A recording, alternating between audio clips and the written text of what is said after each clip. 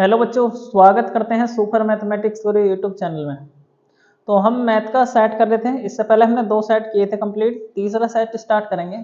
ठीक है बच्चों, अगर वीडियो समझ में भी आ रही हो तो बच्चों शेयर कर दिया करो, और जिस बच्चे ने चैनल सब्सक्राइब नहीं किया वो सब्सक्राइब भी कर ले। ठीक है ना। आज तीसरा सेट स्टार्ट करते हैं। 2 सेट देखने से आपको अंदाजा तो लग गया होगा किस टाइप से पेपर आएगा और किस लेवल पे आप हो, आपने भी देखा होगा। ठीक है ना। अब तीसरा सेट स्टार्ट करते हैं। पहला प्रश्न तो ऑब्जेक्टिव होता है, 5 प्रश्न होते हैं इसमें। ठीक है भाई। तो इसमें पहला क्वेश्चन है, मान लीजिए कि ए कोई समुच्चय दे रखा है, 2 3 4 5 अवयव हैं इसमें, तथा सभी ए कॉमा बी बिलोंग्स करेंगे ए की रो शेष है, यानी ए की रो शेष है बिलोंग करेंगे। और इसमें रिलेशन दे रखा A comma B minus A minus B equal to 12 है। मतलब अगर ए बी भी इसी से होंगे भाई, ए कहने का मतलब ये छोटे जो हैं स्मॉल ए स्मॉल बी ए से ही होंगे, और ए और बी का अंतर 12 होना चाहिए। तो इनमें से अगर कोई सी भी संख्या को यूज करें हम, किसी भी संख्या को, छोटी सबसे बड़ी को यूज करके देखो। 5 और 2 है, 5 और 2 को यूज करेंगे, क्या इनका अंतर 12 के बराबर या 12 का कोई मल्टीपल बैठेगा? ये 12 के बराबर ही देख लो, मल्टीपल ना कह रहा।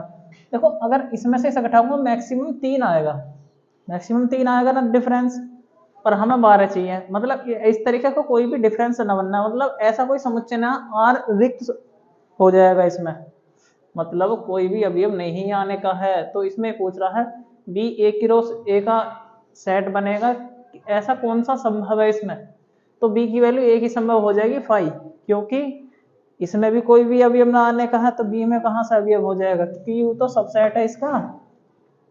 तो इसमें 5 सही हो जाएगा। ठीक है ना। इनमें से कोई भी अवयव वेरी नहीं करने का है इसमें। आ कह रहा है यदि फलन एफ नेचुरल नंबर से नेचुरल नंबर में है, फंक्शन दे रखा x minus 1 for every x greater than 2 द्वारा परिभाषित है। ठीक है भाई। देखो अगर नेचुरल नंबर से कहेगा, नेचुरल नंबर में से हमेशा एक ही अच्छादक होएगा, पर इसमें कंडीशन बच्चों दे रखी है पहले से। दो किसी भी 2 वैल्यू पे, मतलब 1 पे और 2 पे जो है वैल्यू एक ही है दोनों में, मतलब दोनों केस में वैल्यू क्या है 1 है इसमें। मतलब f1 f2 किसी भी 2 फंक्शन की वैल्यू सेम ना होनी चाहिए। कहने का मतलब ये है, एक के लिए बता रहा हूँ, अच्छादक तो होएगा। मैंने बोला है नॉर्मल फंक्शन एक ही अच्छादक होगा नेचुरल नंबर के लिए। पर अगर कंडीशन देखो, कंडीशन इसमें कंडीशन दे रखी है x का मान 2 से बड़ा लेना है इसमें, इसके लिए, क्योंकि 1 और 2 पे गिवन पहले ही 1 वैल्यू है, तो एक ही तो बनने का ना, क्योंकि 2 फंक्शन पे एक वैल्यू है, अच्छादक बनेगा। तो देख लो अच्छादक कौन से में है, ये रहा अच्छादक है, परंतु एक ही नहीं। ऑप्शन नंबर सेकंड हो जाएगा इसमें। x log x dx x square f x minus x square upon 4 plus c है। तब एफ एक्स बताना है कि एफ एक्स क्या होगा। देखो मैं बता देता हूं, ये बच्चों डबल, कहने का मतलब ये है पार डबल वाला इंटीग्रेशन है। ठीक है ना। इंटीग्रेशन बाय पार्ट बोलते हैं जिसे। अब आई लेट के अनुसार फर्स्ट किसे मानना आपको, आई लेट, आई का मतलब इनवर्स होगा, एल का मतलब लॉग, मतलब लॉग वाले को हमने फर्स्ट मानना है, अलजेब्रा को आपको सेकंड मानना है इसमें। ठीक है ना। तो ध्यान से देखो, एफ एक्स की जगह क्या आएगा, अगर मैं इसका इंटीग्रेशन करके देखेंगे, फर्स्ट वाले को रोके हैं इसमें, सेकंड का इंटीग्रेशन हो जाएगा एक्स का dx। मैं आगे वाले को सोल्व नहीं करूंगा, देखो ध्यान से, मैं पहला पद ही सोल्व करूंगा, आगे वाले को सोल्व भी मत करो। आगे क्या आएगा उससे कोई मतलब ना, आपसे इससे मतलब है। यहाँ से जब इसका करोगे एक्स स्क्वायर अपॉन 2, और ये तो log x ऐसे रहेगा, log x को आगे लिख लो ना इस तरीके से, इसके जैसा बना दिया मैंने। ध्यान से देखो, एक्स स्क्वायर अपॉन 2 मल्टीपल है एफ एक्स है, पर यहाँ पे log x है ना, तो डायरेक्ट ही एफ एक्स की वैल्यू फाइंड होगी। आगे है हल कर भी सकते हो ना भी कर सकते हो, उसका कोई मतलब ना, हमें केवल एफ एक्स से मतलब है, एफ एक्स की वैल्यू log x हो जाएगी। ऑब्जेक्टिव क्वेश्चन है, पूरा हल करके नहीं देखना, आंसर आना चाहिए। y की वैल्यू दे रखी है, बिंदु भी दे रखे हैं, ढाल यानी प्रवणता पूछ रहा है। प्रवणता क्या होता है, फर्स्ट डेरिवेटिव को ढाल बोलते हैं यानी प्रवणता। y की वैल्यू क्या दे रखी है, y की वैल्यू दे रखी है 5x² प्लस के 4 है। एक बार अवकलन करेंगे क्या आएगा, dy अपॉन dx फाइंड करेंगे इसका, ये आएगा 5 दूनी 10x, ठीक है ना, 5 दूनी 10x। पर x की वैल्यू देखो, x की वैल्यू यहाँ 2 है, y की 1 है, पर इसमें y तो है ही ना, x की वैल्यू पुट कर देंगे 2। अगर x का मान 2 रखेंगे, 10 गुणा 2 कितना हो जाएगा, 20 हो जाएगा। 20 देखो कौन से ऑप्शन में, थर्ड ऑप्शन में है। लास्ट है इसका सदिश दे रखा है। ऐसे ही देखो इसमें प्रवणता फाइंड करनी है t बराबर 1 पर, इसमें भी आपको इसका अवकलन करना है। एक बार जब अवकलन निकालोगे आएगा f डैश t के सापेक्ष करना, क्योंकि t में फंक्शन है। जब यहाँ करोगे तो हो जाएगा i, क्योंकि t का 1 हो जाएगा, t² का हो जाएगा 2t j, पर यहाँ इसमें t ना तो इसका 0 हो जाएगा, इसे हम लिखेंगे नहीं। पर वैल्यू दे रखी t की वैल्यू 1 है, भाई t की वैल्यू 1 है, 1 पुट करेंगे तो कुछ भी ना आने का, 2 एकम 2 है जो हो जाएगा ना, 2 एकम 2, मतलब i प्लस के 2j ऑप्शन में मैच करना चाहिए, कर रहा है, देखो फर्स्ट ऑप्शन आ जाएगा इसके अनुसार, ठीक है भाई। हाँ भाई, प्रश्न है दूसरा, पहला प्रश्न है सिद्ध कीजिए कि साइन इनवर्स x बराबर कॉस इनवर्स √1 माइनस x²। जब भी इस तरीके से कोई भी प्रूफ करना है, सिंगल वैल्यू देखो, जहां सिंगल इनवर्स में का साइन कोस कुछ भी ट्रिग्नोमेट्री अनुपात हो सकता है, जैसे साइन इनवर्स है कोस x के साथ में, तो x को साइन थीटा लेट करेंगे, पहले RHS ले लो, RHS equal to cos inverse √1 minus x² लिख सकते हैं। मान लेंगे, माना x बराबर साइन थीटा, और अगर थीटा की वैल्यू फाइंड करोगे यहाँ से भी थीटा की वैल्यू आएगी साइन इनवर्स x, ठीक है ना, उल्टा हो जाएगा।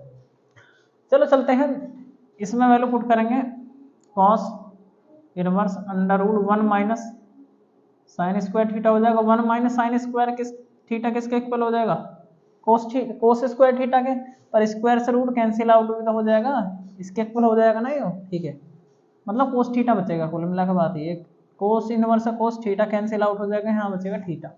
तो थीटा की वैल्यू क्या है हमारी, ये है बच्चों कितनी, साइन, ये है साइन इनवर्स x। अब यही तो हमें लाना, हाँ नहीं इसके बराबर ये लाना, तो बात तो वही है, मैं लिख सकता हूँ अतः हमारी वैल्यू किसके इक्वल है, जो साइन इनवर्स x है किसके इक्वल है, कॉस इनवर्स 1 माइनस x² के, और यही हमें प्रूफ करना था, हेंस प्रूफ लिख सकते हैं। देखो z अक्ष की दिक् कोज्या, देखो दिक् कोज्या का अगर सपोज करो, इसे दो मेथड से कर सकते हैं, सदिश मेथड से, भाई सदिश क्या आएगा इसका, जे के हाँ के कैप आएगा खाली, z अक्ष पे है तो एक एंगल मेथड भी है।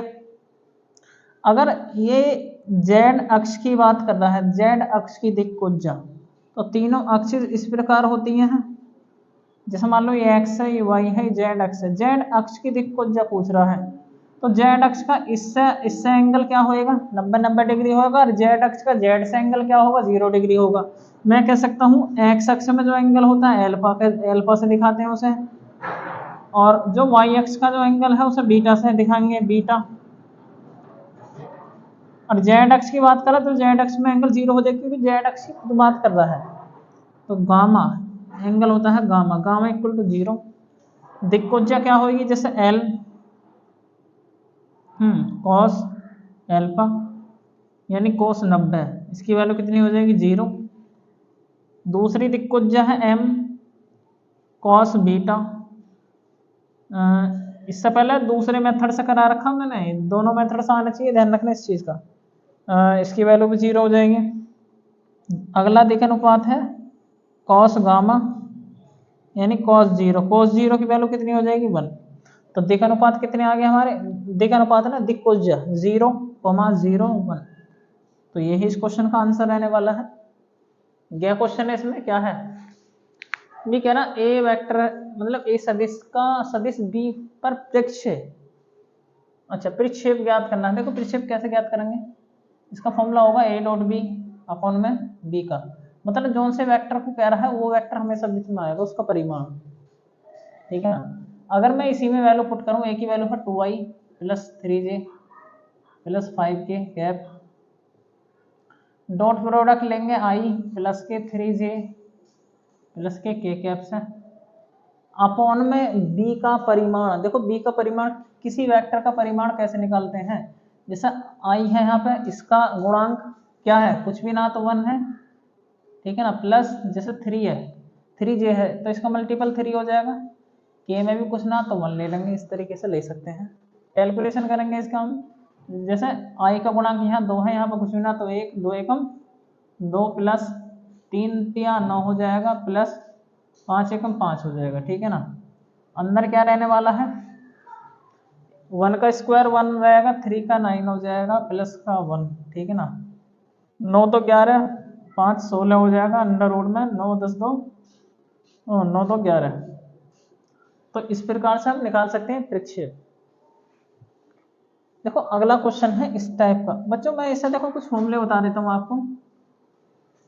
इसका क्या हो जाएगा, जैसा i का j के साथ में क्रॉस प्रोडक्ट, j का k के साथ में क्रॉस प्रोडक्ट और k का i के साथ में, अगर ये क्रम से होने चाहिए, ध्यान रखना i j k, जैसे i के साथ में j है, j के बाद क्या है, k के बाद कुछ ना तो i आएगा, उल्ट रिपीट हो जाएंगे, पर इसमें i का j के साथ में क्रॉस प्रोडक्ट लेंगे तो k रहने वाला है, इसका i हो जाएगा और इसका j।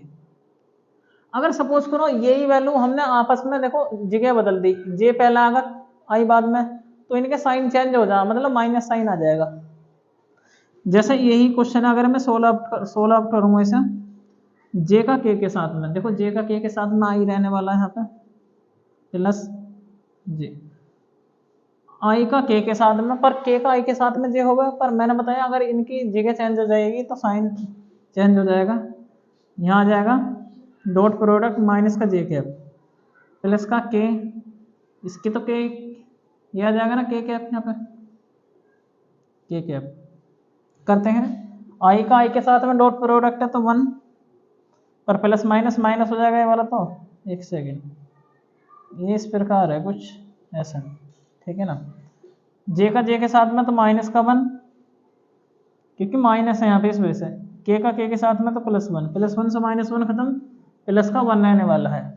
इसमें अगर आप सिद्ध कीजिए कि जो प्रायिकता है वो 0 से बड़ी है उसके बराबर और 1 से बड़ी है उससे छोटी होती है, और घटना ई, जहां घटना ई के होने की प्रायिकता पी है, कोई बात नहीं है। एक चीज मैं बता दूं आपको, और अगर सपोज करो कोई भी काम है, अगर मैं ठान लूँ कि काम करना ही ना तो करना ही ना है, ठान लिया करना ना तो करना ही ना है, तो उसकी प्रोबेबिलिटी उस केस में क्या हो जाएगी, 0। और एक मन मैंने क्या बना लिया, अगर ही मुझे काम करना है तो करना ही है, कुछ भी हो जाओ, तो मैक्सिमम कंडीशन क्या होगी कि 100% का 100% काम होगा अभी, ऐसे केस में प्रोबेबिलिटी ज़्यादा से ज़्यादा कितनी हो जाएगी, 1। पर कुछ केसों में क्या होगा, अभी कुछ केसों में मन क्या होगा, इधर उधर होगा, मतलब करना भी है ना भी करना, तो अंडर में परसेंटेज अप डाउन होती रहती है। तो कहने का मतलब ये है, अगर किसी काम के मतलब जैसे घटना ई है, मैं लिख देता हूँ यहाँ पर घटना ई के होने की प्रायिकता क्या होगी, जैसे पी है, इसके होने की प्रायिकता कितनी हो जाएगी, 1 होगी, या 1 से छोटी हो सकती है। समझ में आ रही है ना ये वैल्यू, ये बात समझ में आनी चाहिए। अगर मैं लिख दूंगा घटना ई के न होने की प्रायिकता,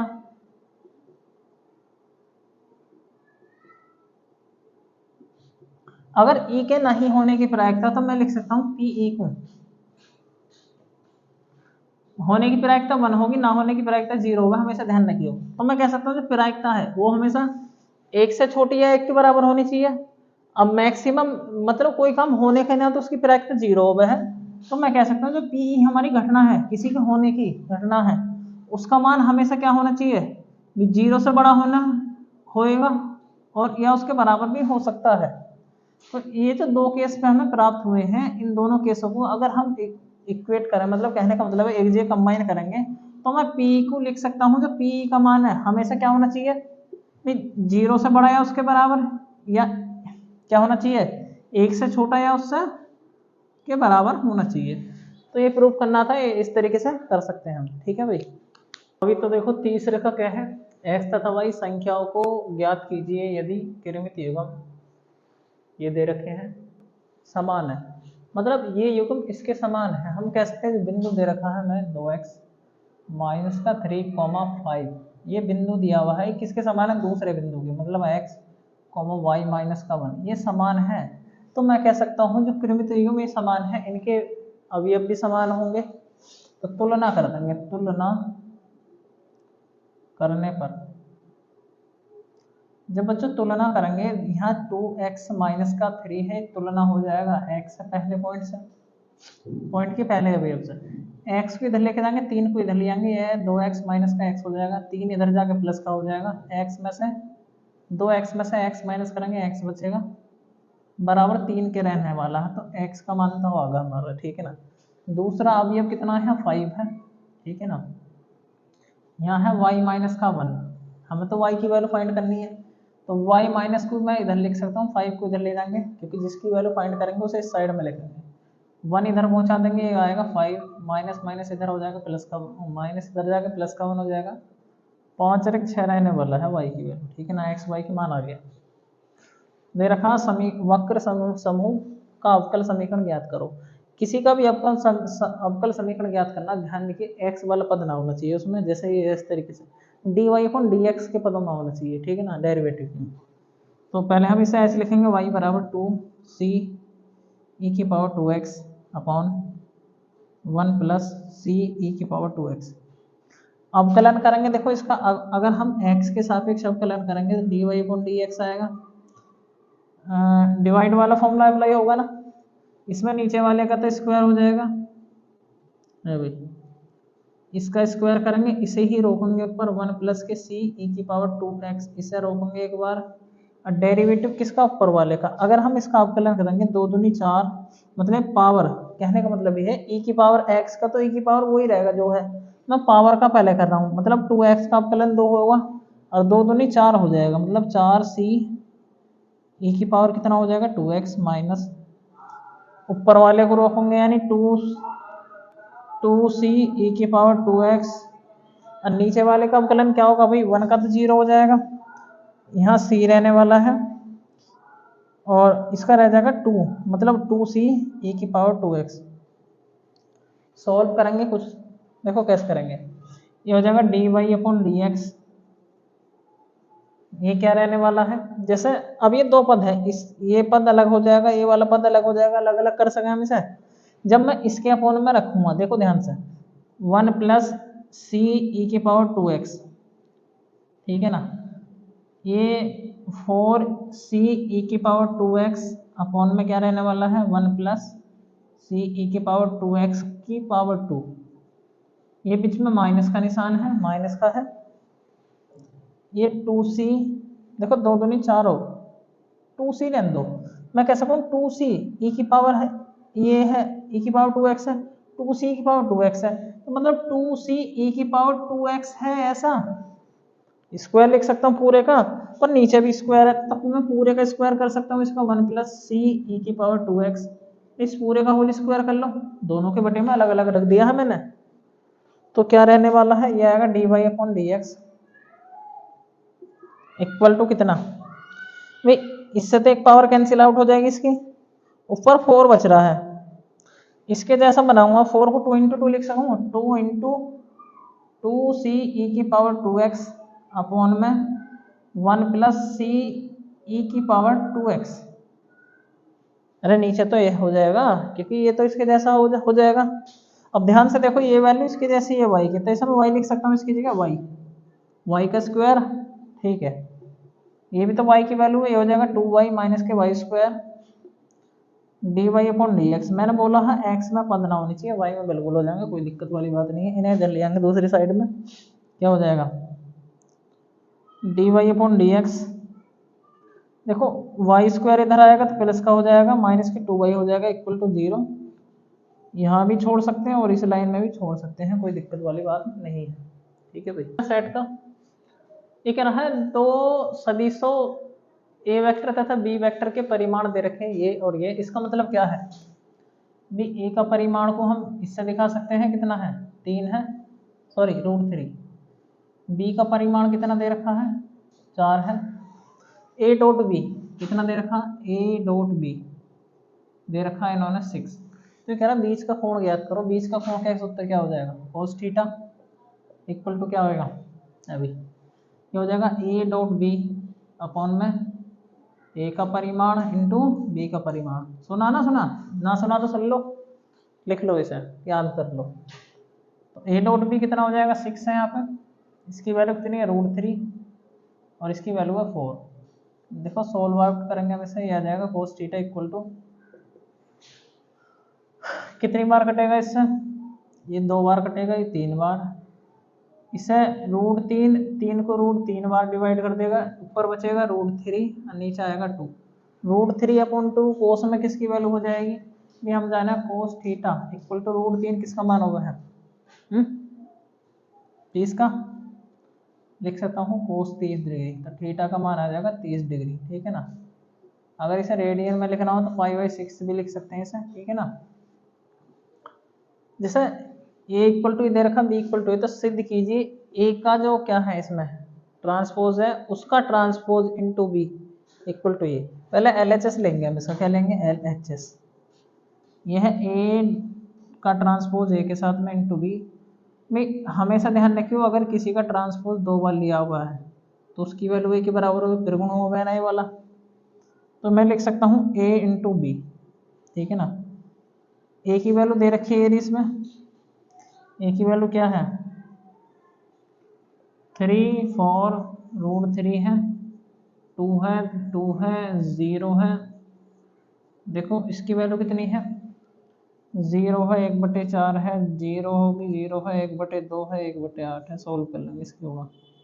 देखो गुणा कैसे करेंगे हम इसकी गुणा, मल्टीप्लाई यहीं कर देता हूँ। देखो इसकी मल्टीप्लाई इसमें करेंगे 0 आएगा, और इसकी मल्टीप्लाई इसमें करेंगे तब भी 0 आएगा। 2 की मल्टीप्लाई 1/2 में करेंगे तो 1 आएगा, ठीक है ना। जैसे 3 की मल्टीप्लाई 1/4 में करेंगे आएगा 3/4। √3 की 0 में करेंगे तो 0 आएगा, मतलब 0 मैंने लिख दी। 2 की गुणा 1/8 में करेंगे तो कितना आएगा 1/4, ठीक है ना। अब ध्यान से देखो नीचे, नीचे क्या रहने वाला है भाई, ये 4 है, 4 की गुणा 0 में 0, 2 की गुणा 0 में करेंगे तब भी 0, 0 की गुणा इसमें करेंगे ये पूरा टर्म में 0 हो जाएगी, हम 0 लिख देंगे इसकी जगह। 4 की गुणा 1/4 में करेंगे तो 1 रहने वाला है, 2 की गुणा 0 में करेंगे तो भी 0, चलो 0 लिख दी। 0 की गुणा 1/8 में करेंगे तो भी 0। तो आंसर क्या रहने वाला है, देखो आंसर रहने वाला है यहाँ पे मतलब 1 हो जाएगा। 3/4 में 1/4 जोड़ेंगे कितना, 4/4 यानी 1 हो जाएगा। ये भी यहाँ 0 है और यहाँ 1, और ये हमें लाना था, ये हमारे RHS के इक्वल आ गया है, ठीक है ना, सिद्ध हो चुका है। और है क्या प्रश्न है इसमें, ठीक है ना। एक समांतर चतुर्भुज का क्षेत्रफल ज्ञात कीजिए जिसकी संलग्न भुजाएं सदिश ए है और बी। देखो संलग्न भुजा है तो समांतर चतुर्भुज का जो क्षेत्रफल होगा ए क्रॉस बी का परिमाण। सबसे पहले ए क्रॉस बी फाइंड करेंगे हम इसमें, ए क्रॉस बी सॉल्यूशन करेंगे हम, ए क्रॉस बी। सबसे पहले देखो आई जे और के कैप, ए वेक्टर में क्या है इसका मल्टीपल 1 - 1 3, 1 - 1 3, इसका मल्टीपल 2 - 7, 2 - 7 1, ठीक है। देखो ए क्रॉस बी क्या रहने वाला है हमारा, आई कैप, इसकी इसमें गुणा करेंगे -1 -7 के 21 और एक माइनस माइनस प्लस के 21 हो जाएगा ना। अभी भी क्या हो जाएगा, एक एकम एक माइनस का 3 7 21 माइनस का 21 आएगा और प्लस का बन जाएगा यहाँ पे माइनस का जे कैप। इसे छोड़ेंगे, इसे इसकी इसमें गुणा करेंगे 1 माइनस के 3 दूनी 6 रहने वाला है, प्लस के कैप आएगा। इसे छोड़ेंगे 7 एकम 7 माइनस का, और माइनस 2 एकम 2 माइनस माइनस प्लस के 2, ठीक है ना। क्या रहने वाला है बच्चों, ये रहने वाला है 20 आई कैप। 6 में से 1 गया माइनस के 5 प्लस के 5 होगा जे कैप। 7 में से 2 गया माइनस का 5 बचेगा माइनस के 5 के, ठीक है ना। करते हैं, देखो हमें किसकी जरूरत है भाई, इसके परिमाण की जरूरत है हमें, इसके परिमाण की, क्योंकि क्षेत्रफल निकालना है। परिमाण क्या निकलेगा इसका, देखो 20 का स्क्वायर प्लस 5 का स्क्वायर प्लस 5 का माइनस के 5 का स्क्वायर क्या रहने वाला है। मैं लिख सकता हूँ ए क्रॉस बी का जो परिमाण है वो कितना आएगा। अभी इसका 20 का वर्ग 400 हो जाएगा, 400 प्लस के 5 का 25 और ये भी 25 हो जाएगा, 25 450 है। स्क्वायर रूट निकल सकता हो तो निकाल लो, कोई दिक्कत ना है। ये 45 को कैसे लिख सकता हूँ मैं, 450 के अगर फैक्टर करेंगे कितना आएगा, 200 काट लो कितना आएगा 225 है। अब 225 था तो बताओ वर्ग होगा किसी का, किसका 15 का वर्ग है, तो मैं 15 को बाहर लिख लूँगा क्योंकि इसका तो वर्गमूल निकल जाएगा और रूट में क्या बचेगा 2। इतनी बात समझ में आ रहा है। देखो समांतर चतुर्भुज का अगर भुजा दे रखी है, समांतर चतुर्भुज का जो क्षेत्रफल होगा, समांतर चतुर्भुज का क्षेत्रफल अगर भुजा दे रखी है वो होगा ए क्रॉस बी का मोड, ठीक है ना। तो इसकी वैल्यू कितनी आएगी 15√2। क्षेत्रफल हमेशा वर्ग मात्रक में होगा, वर्ग मात्रक या इकाई लिख सकते हैं हम इसकी जगह, ठीक है ना। ये आंसर रहने वाला है। देखो स्टील का 3 मीटर गुणा 4 मीटर मतलब लंबाई चौड़ाई नीचे का दे रखा है, नीचे की दे रखी है। इस समय यहाँ बना देता हूँ। देखो इसकी आकृति ये कुछ इस प्रकार होगा। इसकी लंबाई देखो 3 मीटर है, चौड़ाई है 8 मीटर। इस तरीके से आयताकार चादर के प्रत्येक कोने को x मीटर काटेंगे, इसके प्रत्येक कोने को x मीटर काटेंगे, इधर से वर्ग मतलब भुजा बराबर रहेंगी, वर्ग काटेंगे यहाँ से x मीटर ऐसा, ठीक है ना।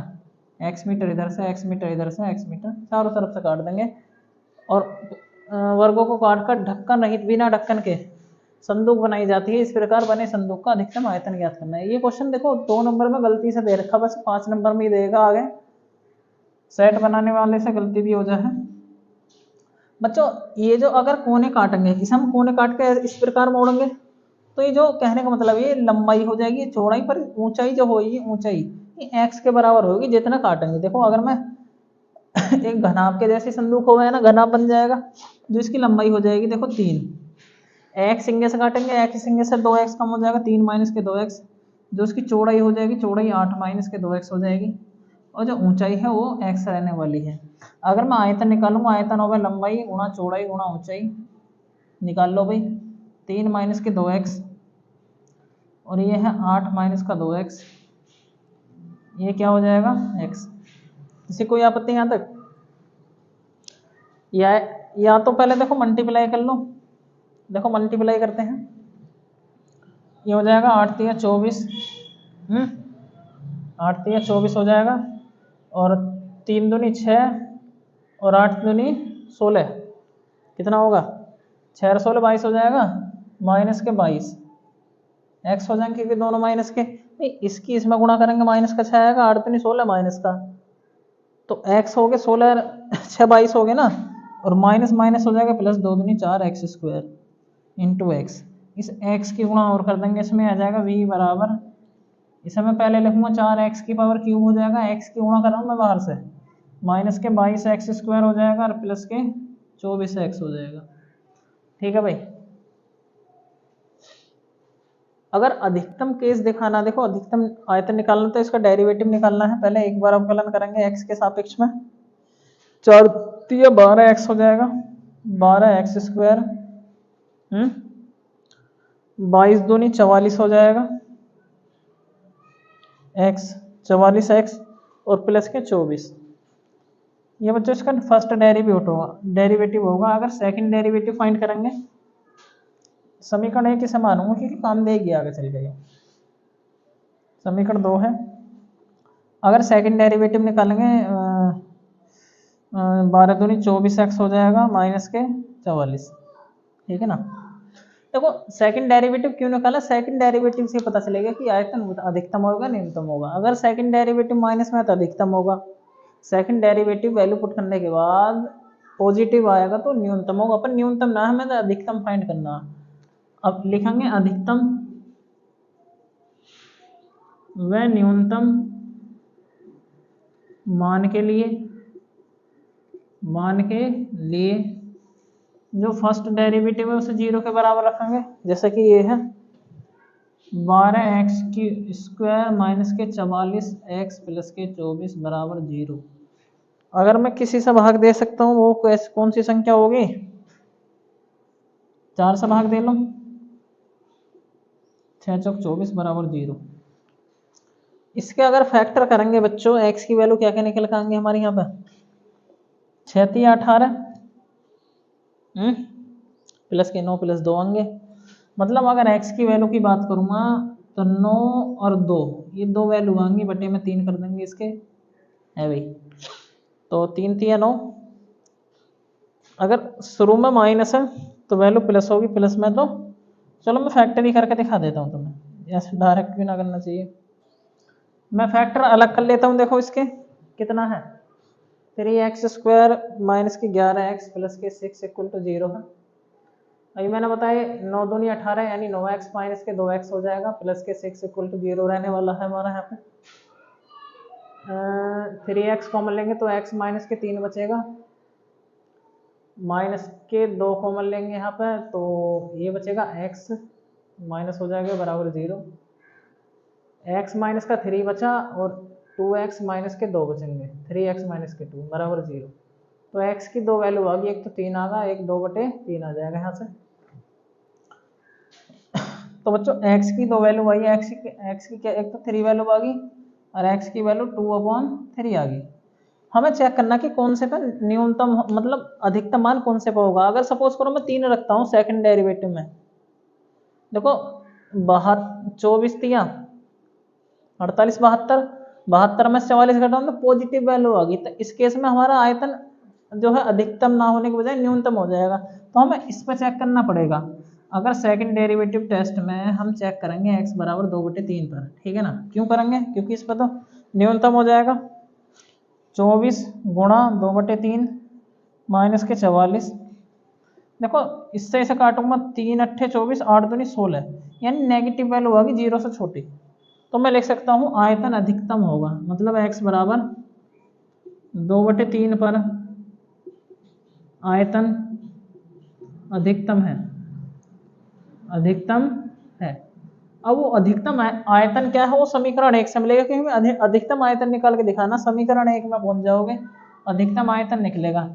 अधिकतम है पर अधिकतम आयतन क्या है, अधिकतम आयतन निकालेंगे हम, अधिकतम आयतन। देखो अधिकतम आयतन क्या हो जाएगा, ये है 3 माइनस 2 इंटू 2/3 ब्रैकेट है, उसके बाद है 8 माइनस 2x है ना, 2 इंटू 2/3 और x की वैल्यू है 2/3। v इक्वल टू कितना आ जाएगा भाई यहाँ पे हमारा, यहाँ जी के नाम में देखें लिख रहा हूँ, v इक्वल टू 3 माइनस 2 दूनी 4/3 आएगा ना।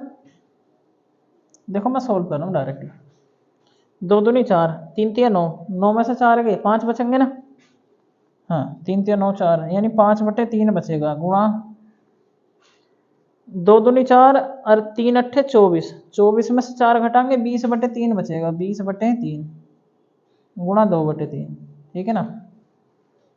5 दूनी 10, 10 की गुणा 20 में करेंगे तो 20 धाम 200 हो जाएगा, 3 3 होती है 27 हो जाएगा।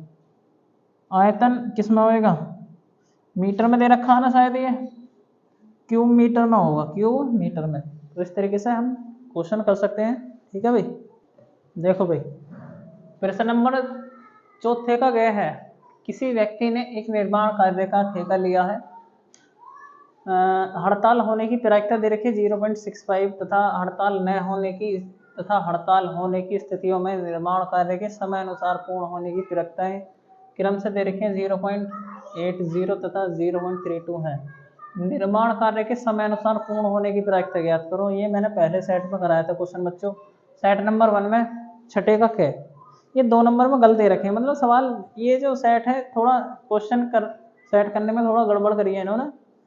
ये लॉन्ग क्वेश्चन है, मतलब 5-5 नंबर के क्वेश्चन है, पहले है 5 नंबर लायक है, 2 नंबर लायक नहीं है। ये सेट नंबर पहले में छठे का क्या मैंने करा रखा, वहां से जाकर देख लो इसे, ठीक है ना। अच्छा क्वेश्चन है करेक्ट का, इसे मैं कराऊंगा। ये कह रहा है एक त्रिभुज है, त्रिभुज एबीसी का क्षेत्रफल ज्ञात करना है जिसके शीर्ष दे रखे हैं, शीर्ष मतलब कोने। अगर कोई भी त्रिभुज दे रखा है, अगर तुम्हें देखो सूत्र बनाने का मैं तरीका बता रहा हूँ। त्रिभुज का क्षेत्रफल होगा 1/2 आधार गुणा ऊंचाई। आधार ऊंचाई कैसे निकालेंगे, जैसे 1/2 हमें त्रिभुज का क्षेत्रफल निकाला, 1/2 आधार, आधार कुछ बना लोगे, देखा ए बी, आधार गुणा ऊंचाई, ऊंचाई हो जाएगी बी सी, ऐसा बी सी।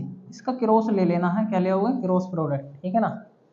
ए बी इंटू बी सी, देखो A B into B C भी ले सको, या क्या कर सको बी सी या सी ए भी निकाल सको आप, सी ए, इस तरीके से, मतलब कोई भी तो हो जाएगा, क्रॉस प्रोडक्ट कर दोगे आंसर आ जाएगा।